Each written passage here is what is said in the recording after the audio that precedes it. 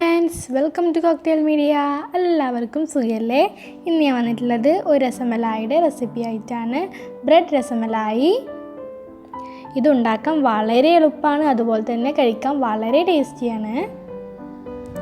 അപ്പോൾ വീഡിയോയിലോട്ട് പോകുന്നതിന് മുമ്പ് നിങ്ങൾ ഞങ്ങളുടെ ചാനൽ ആദ്യമായിട്ട് കാണണമെങ്കിൽ സബ്സ്ക്രൈബ് ചെയ്യാൻ മറക്കല്ലേ. അപ്പോൾ നമുക്ക് വീഡിയോയിലോട്ട് പോകാം. ഇതിന് വേണ്ടി ആദ്യം തന്നെ ഞാൻ 1/2 ലിറ്റർ പാലാണ് എടുക്കുന്നത്. നമുക്കൊരു പാനിലേക്ക് ഒഴിച്ചു കൊടുക്കാം. നമുക്കിതൊന്ന് കുറുക്കിയെടുക്കണം. സാധാരണ രസമലായൊക്കെ ഉണ്ടാക്കാൻ നല്ല പണിയാണ്. ഇത് ഉണ്ടാക്കാൻ വളരെ സിമ്പിളായിട്ട് നമുക്ക് ഉണ്ടാക്കാം. നല്ല സ്വീറ്റായിട്ടുള്ള റെസിപ്പിയാണിത്. നമുക്ക് ഈ പാലൊന്ന് 15 മിനിറ്റോളം നമുക്കിത് കുറുക്കിയെടുക്കണം. അതിനുശേഷം നമുക്കിതിലേക്ക് ഒരു 4 ടേബിൾ സ്പൂണ് പഞ്ചസാരയും അതുപോലെ തന്നെ ഏലക്കായും കൂടി പൊടിച്ചെടുത്തിട്ട് ചേർത്ത് കൊടുക്കാം. ഈ ഏലക്കയുടെ കൂടെ നമുക്ക് വേണമെങ്കിൽ കുങ്കുമവും കൂടി ചേർത്ത് കൊടുക്കാം. എനിക്ക് അതിൻ്റെ ടേസ്റ്റ് ഇവിടെ ആർക്കും ഇഷ്ടമല്ല, അതുകൊണ്ടാണ് ഞാൻ ചേർത്ത് കൊടുക്കാത്തത്. നിങ്ങൾക്ക് വേണമെങ്കിൽ അത് യൂസ് ചെയ്യാം. പിന്നെ പഞ്ചസാര അളവും നിങ്ങൾക്ക് വേണമെങ്കിൽ മെയിൻറ്റെയിൻ ചെയ്യാം. നിങ്ങൾ ഓരോരുത്തരുടെ ടേസ്റ്റ് അനുസരിച്ച് ഇട്ട് കൊടുത്താൽ മതി.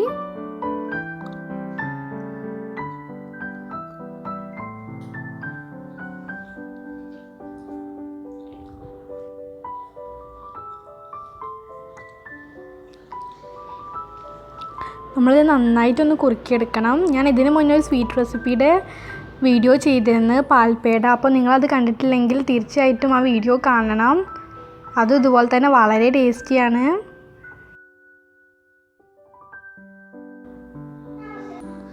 നമ്മളിത് കൈ വിടാതെ ഇളക്കി കൊടുക്കണം, അല്ലെങ്കിൽ പാൽ അടിയിൽ പിടിക്കാൻ ചാൻസ് ഉണ്ട്. നമ്മൾ കൈ വിടാതെ തന്നെ ഇളക്കി കൊടുക്കണം.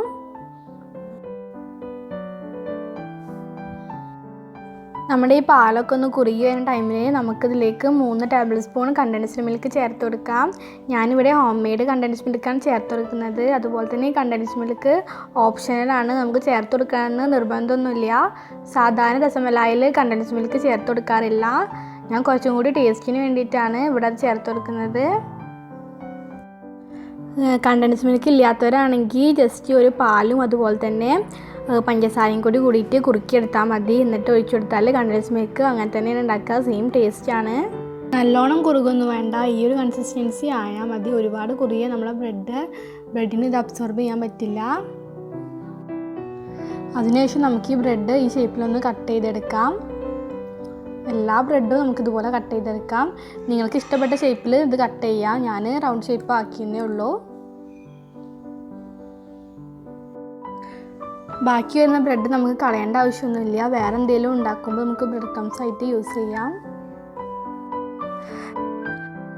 നമ്മൾ കുറുക്കിയെടുത്ത പാൽ നമുക്കൊരു ബൗളിലോട്ട് മാറ്റാം.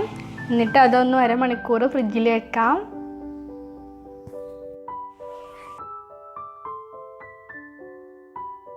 എന്നിട്ട് ഇതൊന്ന് തണുത്ത് വന്നതിന് ശേഷം നമുക്ക് നമ്മുടെ ബ്രെഡ് ഓരോന്നോരോന്നായിട്ട് ഇതിലേക്ക് ഇട്ട് കൊടുക്കാം. ഒന്ന് ഡിപ്പ് ചെയ്ത് കൊടുക്കണം, എന്നാൽ അതിൻ്റെ ഉള്ളിലേക്ക് നമ്മുടെ പാലൊക്കെ എത്തുള്ളൂ.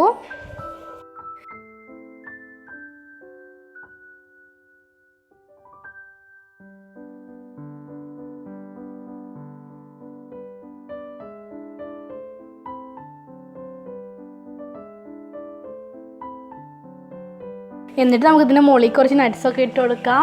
നല്ല ടേസ്റ്റിയാണ്. ഇത് എന്തായാലും ട്രൈ ചെയ്യണം. എനിക്ക് നല്ല ഇഷ്ടമായിട്ടുണ്ട്. അപ്പോൾ എല്ലാവർക്കും ഇത് തീർച്ചയായിട്ടും ഇഷ്ടമാവും. നിങ്ങൾ ട്രൈ ചെയ്തിട്ട് നിങ്ങളുടെ ഫീഡ്ബാക്കൊക്കെ കമൻറ്റ് ചെയ്യാൻ മറക്കരുത്.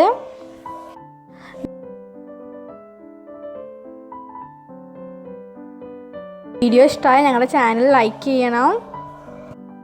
ഇത് വീട്ടിൽ ഗസ്റ്റൊക്കെ വരുമ്പോൾ ഡെസേർട്ടായിട്ട് കൊടുക്കാൻ പറ്റിയ ഒരു ഡിഷാണ്. കുട്ടികൾക്കൊക്കെ എന്തായാലും ഇഷ്ടമാവും. അപ്പോൾ എല്ലാവരും ട്രൈ ചെയ്യുമെന്ന് വിചാരിക്കുന്നു. പുതിയൊരു വീഡിയോ ആയിട്ട് വീണ്ടും കാണാം. Thanks for watching. Okay, bye bye, take care.